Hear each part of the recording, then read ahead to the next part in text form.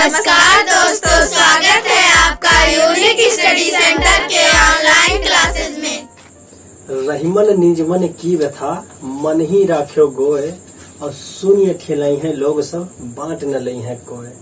तो इस दोहे को जो है रहीमदास जी ने लिखा है। तो उसमें कहना क्या चाहते हैं कि रहीमन निजमन की व्यथा मन ही राख्यो गोय, मतलब कह रहे हैं कि अपने मन के दुख को अपने ही अंदर रखिए। ठीक, मन ही राखोगे मतलब अपने ही अंदर रखिए। सुनिए नहीं है लोग सब, किसी और को बताएंगे या दूसरों को पता चलेगा तो वो तुम्हारे ऊपर हंसेंगे। ठीक, केवल हंसेंगे, तुम्हारी बातें बनाएंगे, और बांट न नहीं है कोई इसको बांटेगा नहीं। ठीक, तो रहीमदास जी ने क्या कहा कि अपने दुख को, मन की व्यथा को अपने ही मन में रखिए, क्योंकि दूसरों को बताने से उनको खुशी ही मिलेगी। क्योंकि दूसरे जलते हैं ना, इसलिए उनको खुशी ही मिलेगी, वो बांटेंगे नहीं। ठीक, कोई बांट नहीं सकता आपके दुख को। तो यहाँ पे इन्होंने इतना ही कहा है कि अपने मन की व्यथा अपने ही अंदर रखिए, खुद से ही सुलझाइए, किसी को बताइए मत। तो दोस्तों, इससे आपको यही सीख मिली है जो इन्होंने बताया है, क्या कि अपने मन की व्यथा अपने ही अंदर रखिए, किसी और को बांटने से कोई फायदा नहीं मिलने वाला। ठीक दोस्तों, तो मैं हूँ विकास और आप देख रहे हैं यूनिक स्टडी सेंटर। और आज हम बात करने वाले हैं समास के अगले भाग के बारे में। कल हमने क्या क्या पढ़ा था, अब आज उसको हम बता देते हैं। कल आपने क्या क्या पढ़ा था थोड़ा सा। कल हमने आपको समास के बारे में बताया था, कैसे दो शब्द या दो या दो से अधिक शब्द, दो शब्द भी हो सकते हैं, दो या दो से अधिक शब्द मिल के जो है परिवर्तित शब्द बना रहे, एक नया शब्द बना देते हैं, उनको हम समास कहते हैं। ठीक, और जो शब्द बनता है उसको हम सामासिक शब्द कहते हैं, और उस शब्द को जब तोड़ के लिख दिया जाता है तो उसको समास विग्रह कहते हैं। और शब्द के पहले पद को प्रथम पद कहते हैं, पूर्व पद कहते हैं। शब्द के आखिरी पद को उत्तर पद या अंतिम पद कहते हैं, और पूरे शब्द को जो है हम समस्त पद कहते हैं। ठीक दोस्तों, तो हमने इतना बात कर लिया। और कल हमने समास के बारे में कौन सी बात कर ली, कितने समास होते हैं, प्रधानता क्या था, कौन सा पद पूर्व पद प्रधान है या आखिरी पद प्रधान है या समस्त पद प्रधान है, इसके बारे में बात कर लिया था। और प्रकार कौन कौन से हमने आपको बताए थे। बहुव्रीहि समास, ठीक, इसमें क्या था, कोई भी पद प्रधान नहीं था, इसमें कोई तीसरा पद प्रधान होता है। जैसे दे दिया दशानन, दशानन अर्थात रावण। ठीक, 10 है आनंद, जिसके मतलब उसका अर्थात में चला गया, जिसका जो है अर्थात में चला जाए या तीसरा कोई मतलब निकले, उसमें बहुव्रीहि समास होता है, उसका तीसरा पद प्रधान हो जाता है। और हमने क्या बात कर लिया था आपका, द्वंद्व समास, जिसके दोनों पद प्रधान होते हैं, जिसमें बीच में और आ जाता है, योजक चिन्ह आ जाता है, अथवा आ जाता है, तो इसमें दोनों पद प्रधान होते हैं।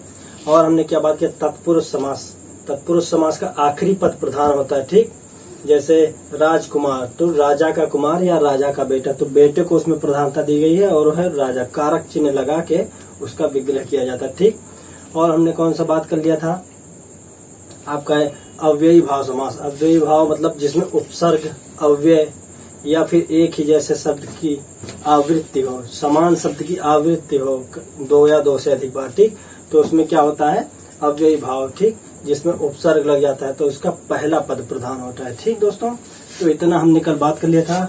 और द्वंद्व समास के बारे में हमने कल बात किया था आपको कि द्वंद्व के जो प्रकार हैं, क्या समाहारिक द्वंद्व, इतरेतर द्वंद्व। ठीक, तो इन सब के बारे में हम आज बात करने वाले हैं। वहां तक हमने कल बात कर लिया था, तो आज हम द्वंद्व के प्रकार के बारे में बात करने वाले हैं।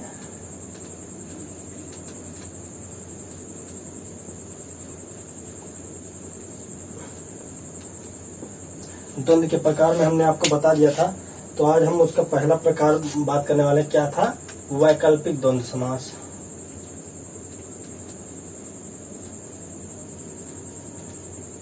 वैकल्पिक द्वंद्व समास।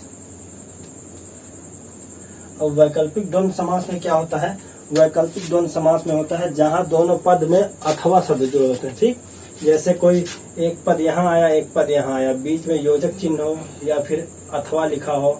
ठीक, उन दोनों के बीच में अथवा का अर्थ निकलता हो या फिर योजक चिन्ह का मतलब अथवा निकलता हो, तो वहां पे आपको वैकल्पिक द्वंद्व समास होता है। ठीक, मतलब यहाँ पे क्या बोल दिया, यहाँ पे दोनों शब्दों के बीच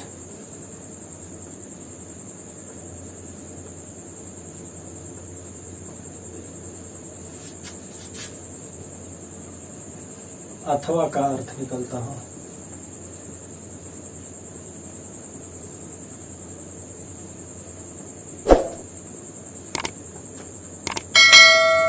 हमने आपको बताया ही था, इसमें योजक चिन्ह का भी यूज करते हैं, इसका मतलब या तो अथवा। अब इसका कुछ एग्जाम्पल की बात कर लेते हैं। अब जैसे कौन सा एग्जाम्पल है, जैसे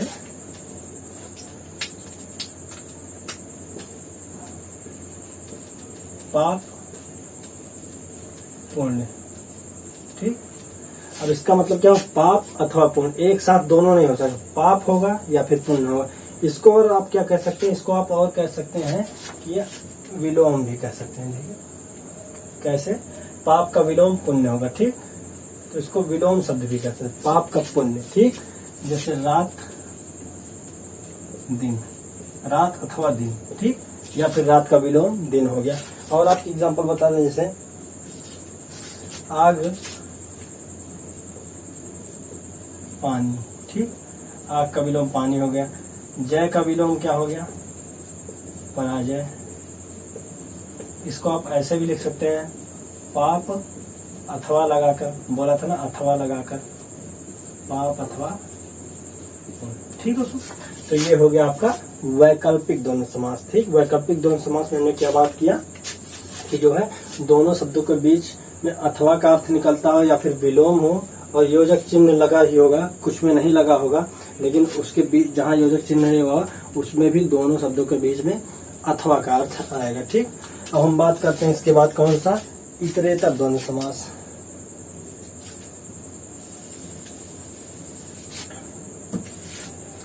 ये लिख लेते हैं। दूसरा कौन सा हो गया,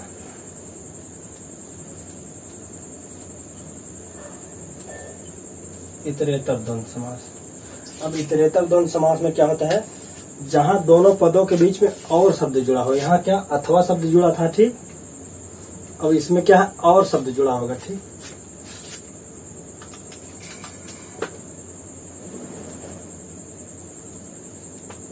शब्दों के बीच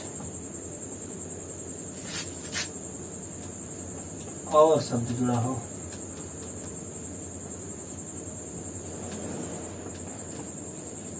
अब इसका एग्जांपल, योजक चिन्ह इसमें भी लगा हो सकता है, नहीं भी लगा हो सकता है, ठीक, दोनों हो सकता है। योजक चिन्ह लगा होगा तो इसका भी मतलब और होगा, नहीं लगा होगा तो उन दोनों शब्दों के बीच में और का अर्थ वहन होगा, ठीक। अब जैसे इससे एग्जांपल की बात कर लेते हैं, कौन सा एग्जांपल, जैसे देखिए शिव पार्वती, ठीक। और इसका क्या मतलब हो गया, शिव और पार्वती। इसमें शिव भी पद प्रधान है, देखिए इसमें पहला पद प्रधान है, दूसरा भी प्रधान है, इसमें भी शिव वाला पद भी प्रधान है, पार्वती वाला भी प्रधान है। बीच में क्या आ गया आपका, यहाँ और आ गया, तो इसको हम क्या लिख सकते हैं, शिव और पार्वती। लेकिन आपको ज्यादा घबराने चिंता करने की जरूरत नहीं है, इतना डीपली नहीं पूछता है। आपके कंपटीशन के एग्जाम में ज्यादा से ज्यादा क्या पूछेगा, द्वंद्व समास पूछ लेगा, आपको ऐसे एग्जाम्पल दे देगा, पूछ लेगा कौन सा समास है। ज्यादा इसमें घुस के नहीं पूछता है, इतरेतर समाहार, इसमें सीधे पूछता है द्वंद्व समास कौन सा होता है। ऑप्शन में द्वंद्व समास ही होता है ज्यादातर, अभी तक देखने को नहीं मिला है, बाकी मिलेगा तो मैं आगे आपको करवाऊंगा एग्जाम्पल लेके। और मैं तो पढ़ा दे ही रहा हूँ, आपको पढ़ा दे रहा हूँ, आएगा तो भी कोई दिक्कत नहीं, नहीं आएगा तो भी कोई दिक्कत नहीं है, ठीक। पढ़ा तो दिया हूँ, आप ये भी नहीं कह सकती नहीं पढ़ाया, नहीं तो बाद में कोई लोग कहेंगे नहीं पढ़ाएगा। तो यहाँ बात कर लिया, इतरेतर द्वंद्व का आपका हो गया, जैसे अन्न जल, तो इसमें क्या हो गया, अन्न और जल हो गया। तो इसमें और आएगा, इसमें अथवा आएगा। हम तीसरा कौन सा है, समाहार द्वंद्व समास, उसकी बात कर लेते हैं यहीं पे।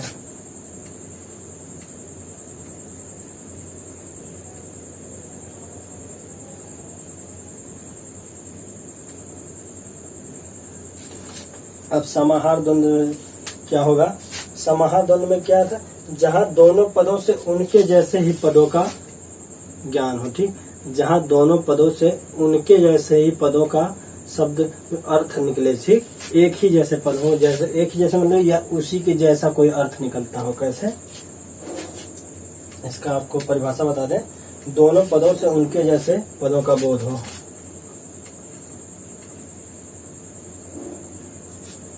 दोनों पदों से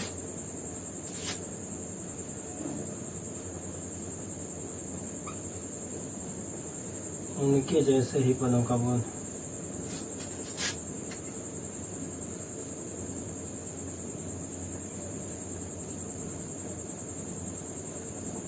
अब इसका एग्जाम्पल बता देते हैं आपको क्या होगा। जैसे रुपया, पैसा। अब देखिए पद की बात करें तो ये रुपया है, पैसा है, बस ये इसकी छोटी इकाई है, ठीक, ये इसका बड़ा इकाई है, तो दोनों वही ना, दोनों करेंसी ही है ना, दोनों तो करेंसी की बात हो रही है यहाँ पे। मुद्रा की ही बात, दोनों ही मुद्राएं हैं, ये भी मुद्रा ये भी, बस ये इसका छोटा रूप है, तो मतलब एक ही जैसे पद है, ठीक। दोनों पदों से क्या बोलो, दोनों पदों से उनके ही जैसे पदों का बोध, तो दोनों एक ही पद है। अब जैसे और एग्जाम्पल बात कर लेते हैं, घास फूस।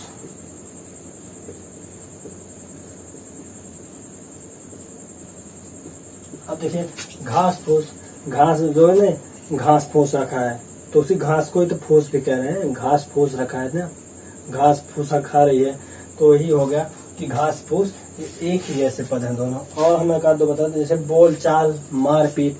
मारपीट में तो दोनों ही, मारना पीटना तो बात एक ही है ना, बोल चाल, बोलना चालना, वो भी एक ही बात हुई। तो यही हुआ आपका यहाँ पे क्या हो गया, द्वंद्व के प्रकार भी आपके कौन से खत्म हो गए। कौन से हो, वैकल्पिक द्वंद्व जिसमें दोनों के बीच में अथवा का अर्थ निकले, या फिर विलोम हो। इतरेतर द्वंद्व, शब्दों के बीच और शब्द जुड़ा हो, योजक चिन्ह भी लगा सकते हैं, नहीं भी लगा सकते हैं, आप वहाँ पे अर्थ जब अलग करेंगे तो और का अर्थ निकलेगा, ठीक। दोनों शब्दों को जब अलग करेंगे तो और का अर्थ निकलेगा। और समाहार द्वंद्व में दोनों पदों से उनके ही जैसे पदों का, जैसे रुपया, पैसा, घास फूस, ठीक। तो यहाँ हमने बात कर लिया आपका द्वंद्व समास के बारे में बात कर लिया। अब हम आगे बात करेंगे किसके बारे में, बहुव्रीहि समास के बारे में।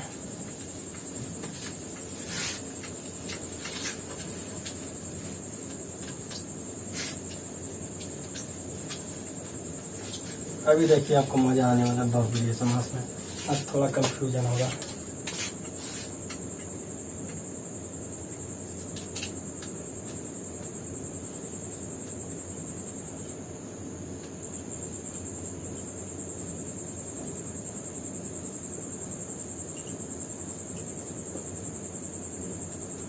अब देखिए बहुव्रीहि समास में क्या है। बहुव्रीहि समास में पहले मैं आपको किताबी परिभाषा बताऊंगा, फिर उसको समझाऊंगा। जिस समस्त पद के दोनों पद गौण, मैंने बताया था पहले ही, आपके दोनों पद जो है प्रधान होते, चाहे गौण कह लीजिए चाहे प्रधान कह लीजिए, दोनों पद गौण नहीं, प्रधान नहीं, गौण मतलब अप्रधान होगा, दोनों पद गौण होते हैं। उसमें क्या होता है कि आपका एक तीसरा पद निकलता है ना, जैसे बताया था ना दशानन, दशानन का एक तीसरा निकलेगा रावण, ठीक।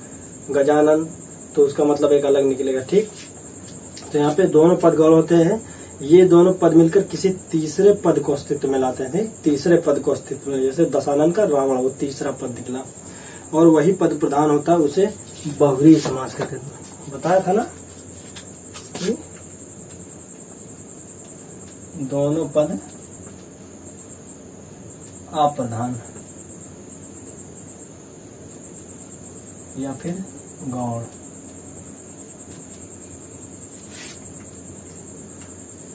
अब इसमें क्या दोनों पद अप्रधान होते हैं या गौण होते हैं, ये किसी, तो इसमें हमने आपको क्या बताया कि दोनों पद अप्रधान या फिर गौण है, तो इसमें कोई तीसरा पद प्रधान हो जाता है, ठीक। कोई तीसरा पद क्या होता है, प्रधान है, तीसरा पद प्रधान हो जाता है, ठीक। अब इसमें हम कुछ एग्जाम्पल की बात कर रहे थे, जैसे आपका निशाचर।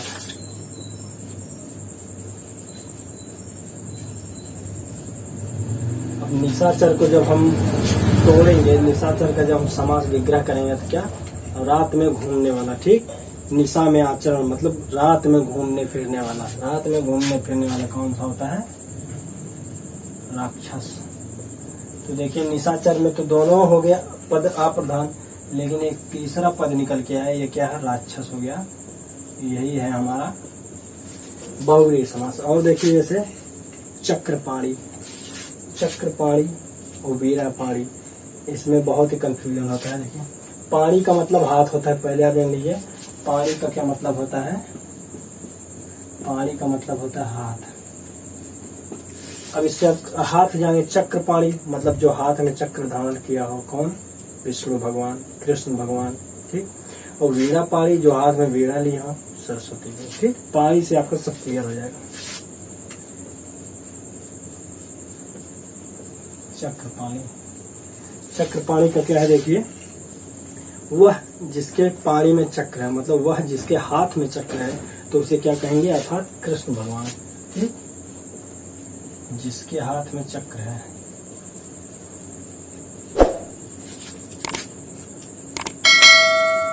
अर्थात तीसरा पद कौन सा निकल के आया?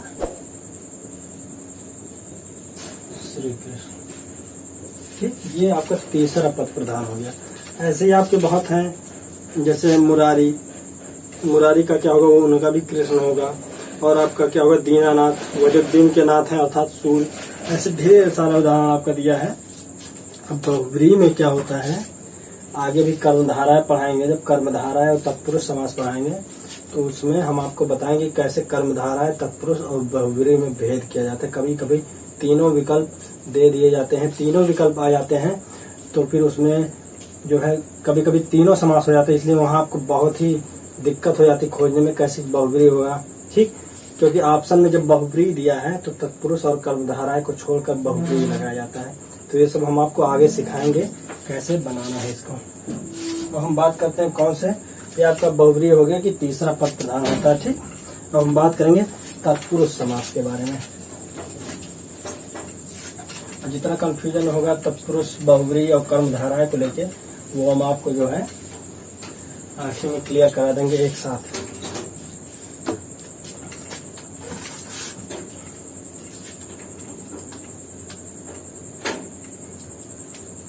देखिए तत्पुरुष के कई भेद हैं।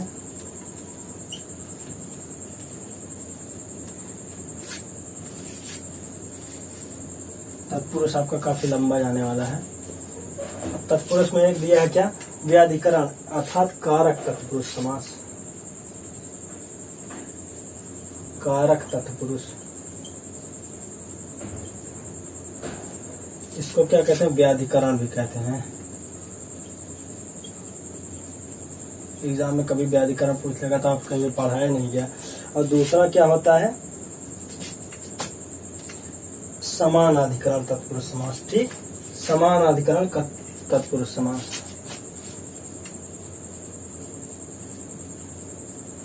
समानाधिकरण इसको अलग करके करेंगे तो समान अधिकरण हो जाएगा, समान अधिकरण।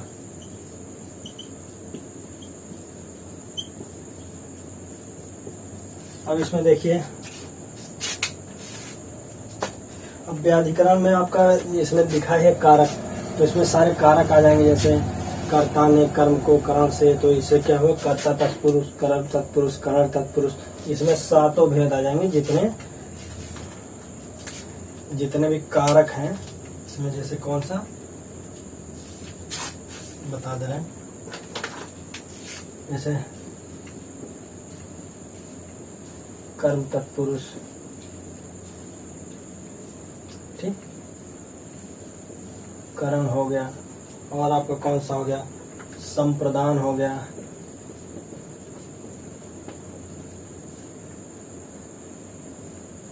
फिर अपादान हो गया, संबंध हो गया, फिर अधिकरण हो गया,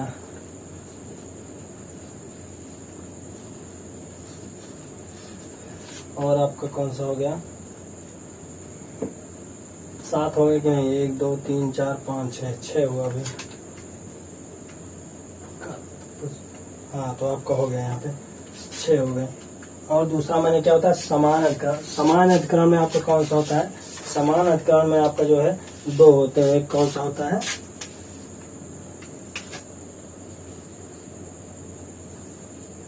एक होता है द्विगु, द्विगु समास।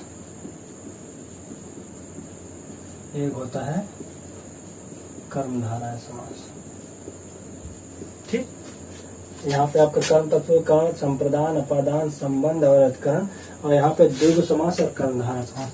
तो आज हम पहले बात करेंगे इसके बारे में, क्योंकि 2 टॉपिक है जल्दी खत्म हो जाएगा, ये बहुत लंबा होने वाला, तो इसको हम कल देखेंगे पूरा एक वीडियो में, पूरा इसको ही देखेंगे ताकि बढ़िया से क्लियर हो जाए। आज हम इन दोनों को खत्म कर लेते हैं और आज का वीडियो यही खत्म हो जाएगा। ठीक, तो बात करते हैं क्या समान अधिकरण तत्व के बारे में।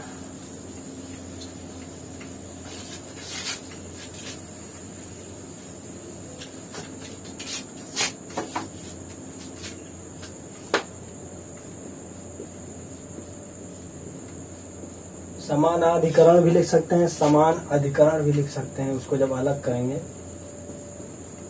आ प्लस आ मिलके बड़ा आ की मात्रा बना देता है। ठीक, तो वहां पे क्या हुआ, दीर्घ स्वर संधि हो गया, संधि भी क्लियर हो गया यहाँ में। समान अधिकरण तत्पुरुष, और इसमें क्या है समान अधिकरण तत्पुरुष में, इसमें द्विगु समास और कर्मधारय समास। तो सबसे पहले हम क्या पढ़ेंगे यहाँ पे, सबसे पहले हम पढ़ लेंगे द्विगु समास।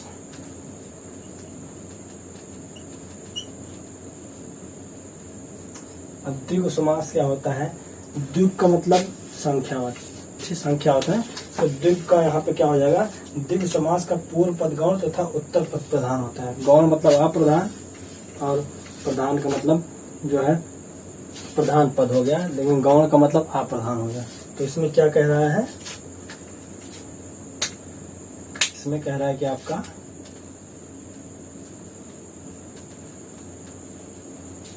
पूर्व पद अप्रधान या गौण और उत्तर पद, उत्तर मतलब अंतिम पद प्रधान होता है। ठीक, पूर्व पद गौण तथा उत्तर पद प्रधान होता है, लेकिन इसका पूर्व पद सदैव संख्यावाची, बताया ना संख्यावाची। इसका पहला पद या पूर्व पद हमेशा संख्यावाची होगा, कोई ना कोई संख्या दिया होगा उसमें। ठीक है, जैसे त्रिनेत्र, त्रिलोचन, त्रि मतलब 3 संख्यावाची हो गया। तो यहाँ पे इसका मतलब यही है, पूर्व पद अप्रधान लेकिन संख्यावाची होगा और उत्तर पद प्रधान होगा। कैसे, अब इसका उदाहरण देख लेते हैं। जैसे पंचवटी, त्रिफला। ठीक, उदाहरण क्या हो जाएगा इसका, त्रिफला, पंचवटी। तो इसमें ये देखिए पहला पद, इसमें त्रि हो गया, इसमें पंच हो गया। ठीक, त्रिफला है, पंच है, तो इसमें क्या हो गया, ये संख्यावाची हो गया। इसका मतलब क्या हो जाता है बता देते हैं आपको। पंचवटी मतलब 5 वृक्ष वाला स्थान।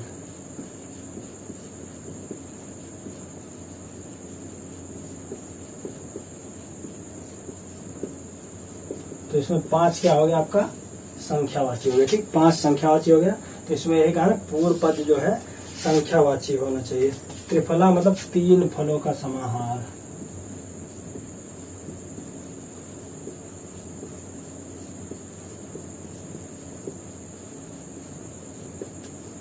तो यहाँ पे 3 आ गया। तो इसमें यही है, द्विगु समास में पहला पद जो है हमेशा संख्यावाची होगा। लेकिन ये आप याद रखिएगा, जैसे बीच में और नहीं आना चाहिए। अब और कैसे होगा, जैसे 10 तक तो सही है, 10 तक हमने लगा लिया। ठीक, देखिए जब 11 आ जाएगा, 11 को हम क्या लिखते हैं, 11 को लिखेंगे 10 और 1, तब जाके 11 होगा ना। 10 में 1 जोड़ेंगे मतलब और करेंगे ना, तब 11 होगा। तो इसमें जो है आपका क्या है, द्विगु समास नहीं होगा। इसको आप बहुत ध्यान रखिएगा। केवल जो है यहाँ 10 तक होगा, उसके बाद 11 है, 12 है, 13 है, 14 है। ठीक, ये सब में जो है द्विगु समास क्या है, नहीं होगा। ठीक, इसको बहुत ध्यान में रखिएगा आप। अब हम बात करते हैं क्या, कर्मधारय समास के बारे में।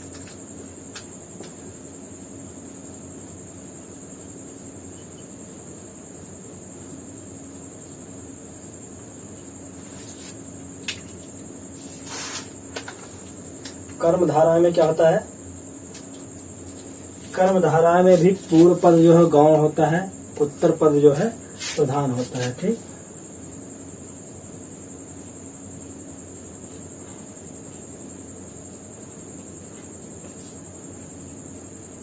पूर्व पद गौण और उत्तर पद प्रधान होता है। लेकिन क्या है, इनके दोनों पदों के मध्य विशेषण विशेष अथवा उपमेय उपमान का संबंध पाया जाता है। मतलब विशेषण होगा विशेषण से विशेष का और उपमेय से उपमान की तुलना जैसे होती है, ठीक ना, अलंकारों में, वैसे ही विशेषण और विशेष का संबंध पाया जाएगा। मतलब पूर्व पद विशेषण है तो दूसरा पद विशेष से होगा। पूर्व पद जो है आपका क्या बोलते हैं उपमेय है, दूसरा उपमान होगा। ठीक, ऐसे ही है विशेषण विशेष। इसमें देख लीजिए विशेषण विशेष या फिर आपका क्या उपमेय उपमान।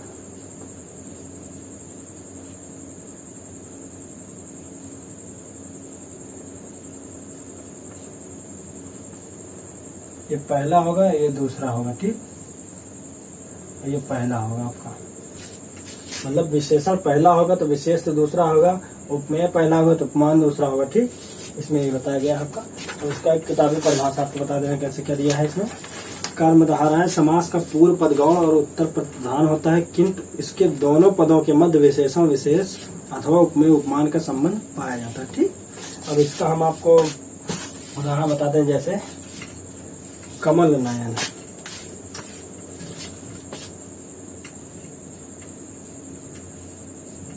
कमल नयन, अब इसमें पूर्व पद गौण कैसे हो गया, क्योंकि इसमें नयन की विशेषता की जा रही है और उसका तुलना कमल से किया जा रहा है। ठीक, तो तुलना जिससे हो रहा है वो प्रधान नहीं होगा, जिसकी हो रही है वो प्रधान होगा। मतलब नयन की तुलना हो रही है कमल से। कमल नयन मतलब कमल जैसे नयन। ठीक, तो ये जो है आपका गौण हो गया, ये आपका जो है उपमेय हो गया, ये उपमान हो गया। ठीक, और आपका कुछ जैसे चंद्रमुख, चंद्र के समान मुख, तो इसमें उपमेय कौन सा हो गया, उपमेय आपका मुख। कमल नयन में देखिए कमल के समान नयन। ठीक, तो इसमें नयन क्या हो गया, नयन आपका उपमेय हो गया। इसमें बता दें ये नयन जो है आपका उपमेय हो गया और कमल क्या हो गया, उपमान। उपमेय की तुलना हमेशा उपमान से की जाती थी। उपमेय की तुलना हमेशा उपमान से की जाती है। और जैसे बता दें विशेषण वाला बता दें, पीताम्बर। पीताम्बर पीला है जो अंबर। ठीक, पीला है जो अंबर, तो अंबर क्या हो गया यहाँ पे विशेष हो गया और पीला विशेषण हो गया। विशेषण हमेशा क्या होता है, रंग गुण दोष ये सब विशेषण कहलाते। ठीक, महापुरुष महान है जो पुरुष, तो महान इसका विशेषण हो गया जो विशेष की विशेषता बता रहा है। ठीक, तो ऐसे हो गया आपका यहाँ पे जो है आपका आज कौन सा समास खत्म हो गया, आपका द्विगु समास कर्मधारय समास खत्म हो गया। ठीक, तत्पुरुष अब हमारा क्या बचा है, तत्पुरुष का जो है कारक वाला तत्पुरुष जो 6 बचे हैं उनके बारे में हम बात करेंगे अगली वीडियो में। तो इसमें अगर आपको कुछ समझ नहीं आया, कोई डाउट है तो आप हमसे कमेंट सेक्शन में पूछ लीजिएगा, हम आपको जो है पूरा सोल्यूशन प्रोवाइड करेंगे दोस्तों। तो उम्मीद करते हैं वीडियो आपको पसंद आया होगा। अगर पसंद आया तो शेयर सब्सक्राइब और लाइक करना ना भूलें। मिलते हैं अगली वीडियो में, तब तक के लिए जय हिंद।